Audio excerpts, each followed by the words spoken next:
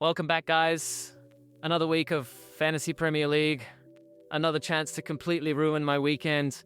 Game week 3 is done and dusted. And yeah, it did not go to plan at all. I scraped together just 42 points, which is about the same as if I'd let my nan auto-pick the squad. The start to the season has been rough. Game week 1 was bang average, nothing special, and the last 2 weeks have been back-to-back red arrows. This week alone, I dropped about 600,000 places, and I now find myself just outside the 6 million mark. 6 million. I didn't even know that many people still played this game. Now, look, it's frustrating. There's no sugarcoating it.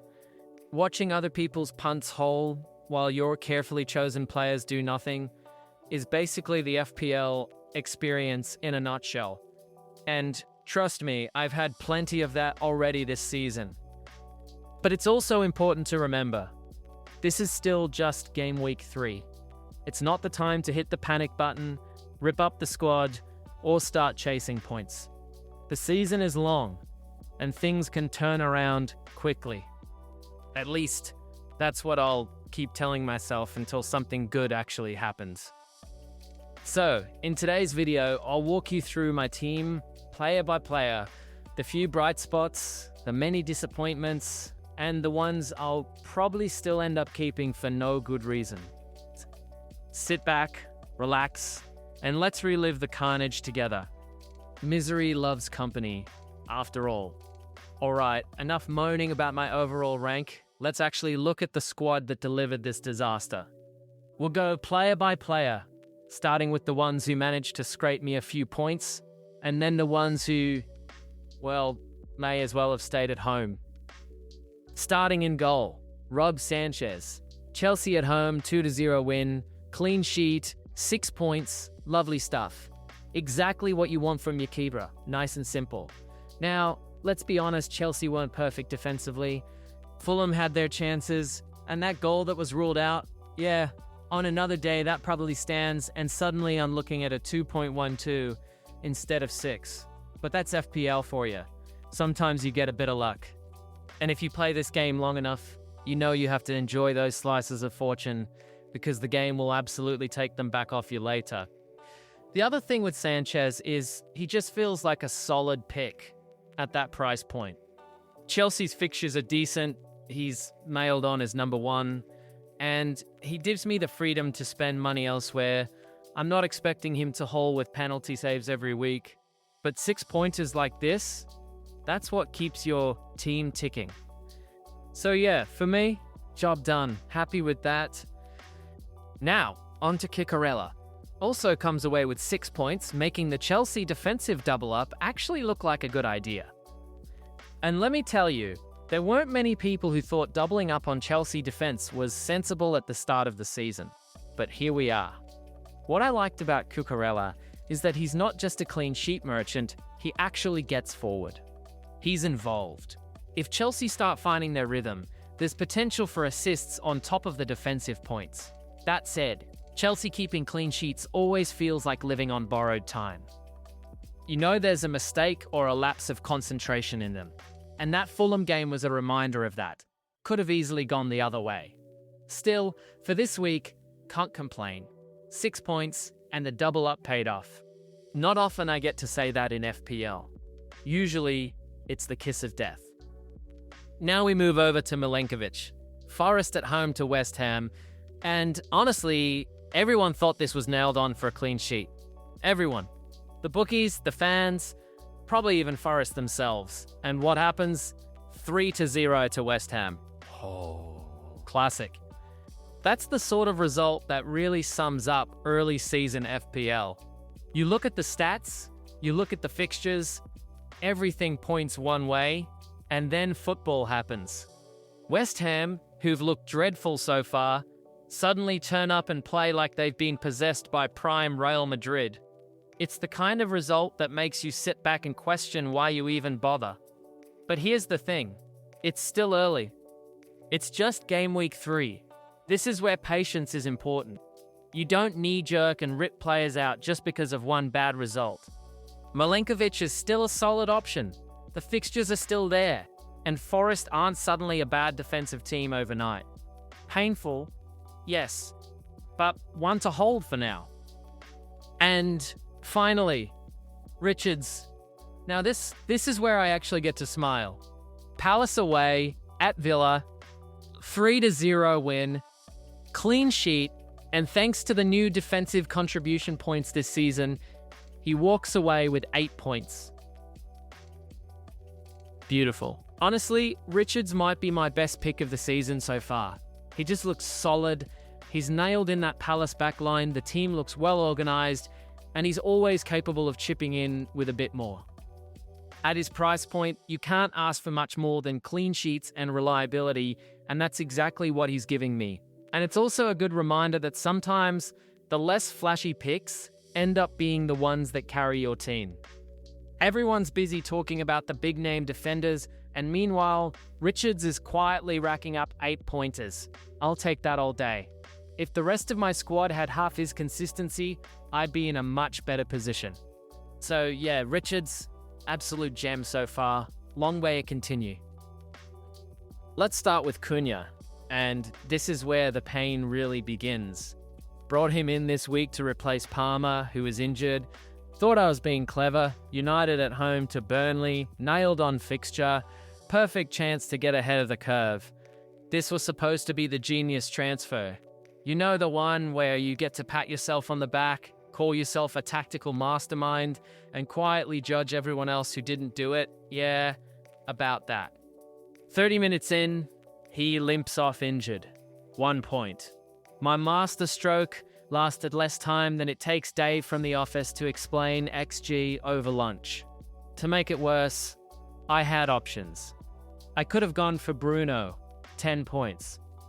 I could have gone for Mbumo, also 10 points. But no, I had to get Cunha. And of course, the 1 week I back him, he breaks down.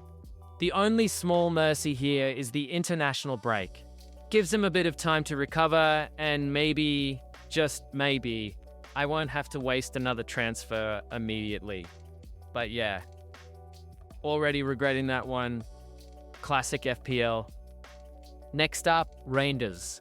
2 points in City's disappointing loss away to Brighton.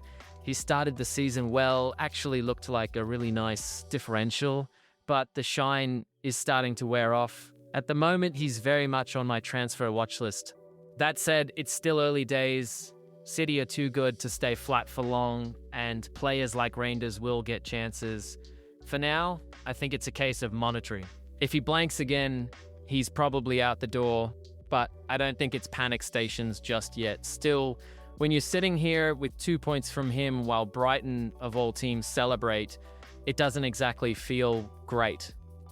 Let's just say, not his week. Over to Gakpo, 3 points.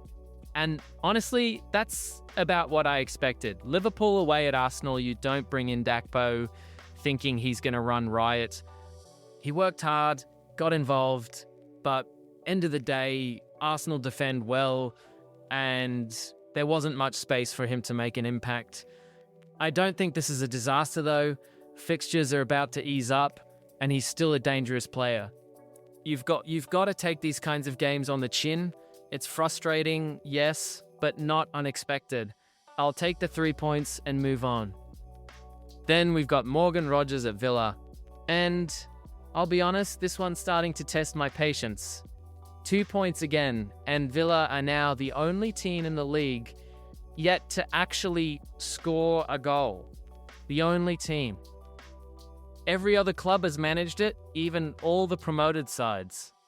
And here's me, sitting with a Villa midfielder, waiting for the day they remember what the back of the net looks like. The thing keeping me from rage transferring him out right now is the context. Fixtures are still decent, there's an international break coming up, and now that the transfer window has closed, maybe, just maybe, Villa can focus on actually playing football instead of worrying who's coming and going. But yeah, not exactly thrilled about this pick at the moment. This one could swing either way very quickly.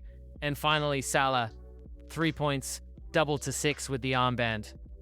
Away at Arsenal, so expectations weren't sky high, but you always hope for more when you captain him. That said, I'm still pleased with his start to the season. Overall, the returns have been there, and he's looked lively.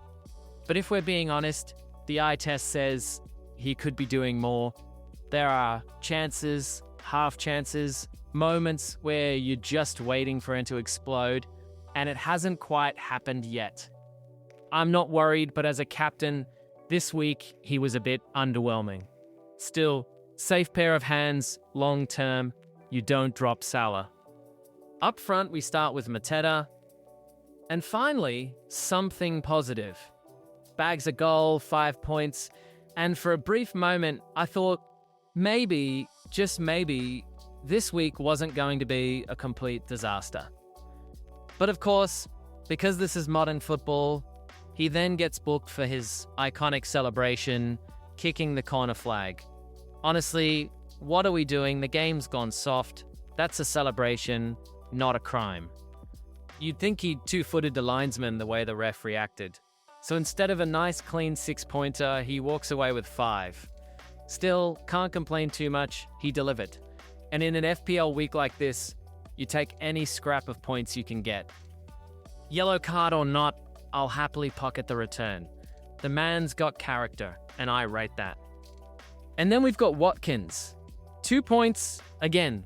Same story as Rodgers. Villa are the only team in the league yet to score, and it's starting to get embarrassing now. Watkins has been leading the line, but it's just not happening. No goals, no real threat, just constant disappointment. And the worst part, I doubled up on Villa. That's on me. I thought, fixtures look good, team should be solid, there's value there. But right now, it feels like I've doubled up on frustration. Every week, I tell myself, patience, it'll come, it's early days, but patience only stretches so far when you're watching blank after blank. That said, fixtures still aren't bad, and the international break might help reset things. I'm not rage selling him yet, but I'm definitely not happy. If Villa don't wake up soon, Watkins is on the chopping block. Simple as that. On the bench, starting with Dubravka, 2 points, doing exactly what a backup keeper is supposed to do, sit quietly, pick up a couple of appearance points, and stay out of the way. That's the job description. And in that sense, he's been flawless. You don't really want to see your backup keeper doing anything more than this, because if he is, something's already gone horribly wrong with your number one. So cheers, Dubravka, keep doing nothing. Then we've got Mark Gui, 1 point. And now, to add to the fun, he's back at Chelsea. Because now, whenever I'm looking at transfers, there's going to be that awkward, oh, but you've already got 3 Chelsea players pop up, stopping me. I never intended Guyu to actually matter. He was just supposed to sit there as a cheap placeholder, like a decorative houseplant. Now suddenly, he's a Chelsea asset, and it makes my transfers 10 times trickier. Thanks, Mark. Exactly what I needed. Next up is Anderson. 3 points on the bench, which is fine. It's nothing to write home about, but it's steady. The thing with Anderson is he always feels like a safe pick, never spectacular but dependable. And sometimes that's exactly what you want from a bench option. Chelsea away wasn't a fixture I fancied playing him in anyway, so 3 points safely tucked away on the bench feels about right. Not exciting, but not a problem either. And finally, Esteve. 1 point. Not much else to say there. The frustrating part is, only a week ago this guy was the hero of my squad with that clean sheet. Looked like the bargain of the season, a 4.0 defender delivering when the big names didn't. And now? Straight back to reality. 1 pointer on the bench, reminder that lightning doesn't strike twice. Still, for what I paid, he's already done his job. Anything else from here is just a bonus. And that's the horror show that was Game Week 3 for me. 42 points, another red arrow, and a team that's currently doing its best impression of a Sunday League side. Not exactly the stuff of FPL legend. But hey, it's only Game Week 3. Still a long way to go. This isn't the time to panic. even if it feels like every decision I make is cursed. The plan now is to stay patient, keep perspective, and try not to let Dave from the office and his 47 spreadsheets wind me up too much, because we all know Dave's going to remind me about his rank the second I sit down at my desk. If you've made it this far, fair play to you. You've endured the pain right alongside me. Do me a favor, hit the like button, subscribe to the channel if you haven't already, and drop a comment below letting me know how your Game Week 3 went. Misery loves company, and right now I'd love to hear I'm not the only one suffering. So that's it for now. Good luck over the international break, may your players actually come back uninjured for once, and I'll see you soon for the next video, where hopefully we're talking about green arrows instead of red ones. Cheers.